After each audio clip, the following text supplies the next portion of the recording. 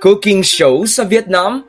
Reverse sweep for Vietnam 2. Panalo na sana ang Choco Mucho Pilipinas na talo pa. 20-25, 26-28, 25-21, 25-20 at 59. CMFT na-choke at nadali ng errors. Naubusan din sila ng sagot sa opensa ng Vietnam. Si Rondina napagod. Finals na sana naging bato pa. Good day ka-trending, this is Ron Michael, the voice artist of this channel. Ngunit bago natin yan pag-usapan ay huwag mong kalimutan mag-subscribe and click the notification bell para updated ka sa latest Pilipinas volleyball trends. Sa unang set, palitan lang ng puntos kung saan may isang lamang ang Pilipinas tapos tatabla ang Vietnam 2. Kalat ang opensa ng Choco Mucho at bawat sagot sa kanila ng Vietnam ay bumabawi agad. Kaya naman pagkatapos ng second technical timeout ay nakagawa na sila ng 3-point separation against the Blue Shirts. Samantala pumalag naman ang Vietnam gamit ang kanilang blockings. Pero hindi pumayag ang Pilipinas na makatablang muli ang Vietnam. More than 40% nga ang attacking percentage ng Choco Mucho sa first set. At sa tulong na din ng mga errors ng Vietnamese ay nakuha ng Flying Titans ang first set 25-20. Highlight sa ating set 1, yung dig ni Dina. Tapos second ball pa lang ay hinampas na agad ito ni Rondina sa zone 1. Pagdating ng second set, dikit pa din ang points ng both teams. Malaki na ang 3 puntos na lamang. Medyo nadedepensahan ng Vietnam si Rondina, pero umarangkada naman ng 3 straight points si Caitlin Veray. Extended ang set 2 at nakapitan pa ng Vietnam ang set point.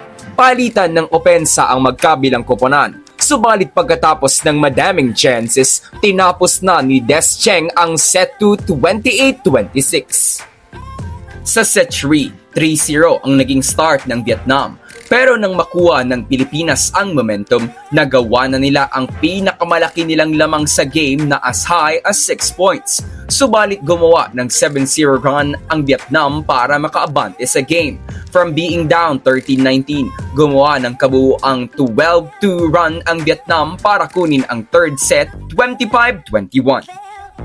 Pagtungtong ng set 4, maagang nakagawa ng lamang ang Pilipinas pero humabol na naman ang Vietnam para itabla ang game at 10-all nang tumawag ng floor touch challenge si Coach Dante. Nakakapagtakang binigay ng referee ang puntos sa Vietnam. Nagkakadayaan na nga ba? Ang explanation dito ay nauna daw ang net touch ni Cherry Nunag bago ang floor touch sa side ng Vietnam. Nevertheless, tuloy ang laban. Nag-commit na din ng mga errors ang Ube Girls at mababakas sa kanilang muka ang pagod. Bumuelo ng run ng Pilipinas pero hindi nagpahabol ang Vietnam at naipanalo nila ang set 4 25-20. Sa set 5, ramdam na ang pagod kay Cici Rondina. Nawala na din ang bigay si Dina Wong sa kanyang middle spikers. Tapos ay masyado nang tumagilid ang depensa ng Ube Girls at hindi nila na-manage ang kanilang errors. Kaya naman matagumpay na gumawa ng reverse sweep ang Vietnam 15-9 na nagtapos pa din sa service error ng bansa. Panalo na sana ang Choco Mucho mula sa kanilang 6-point lead noong third set. Nakakalungkot na nasilat pa.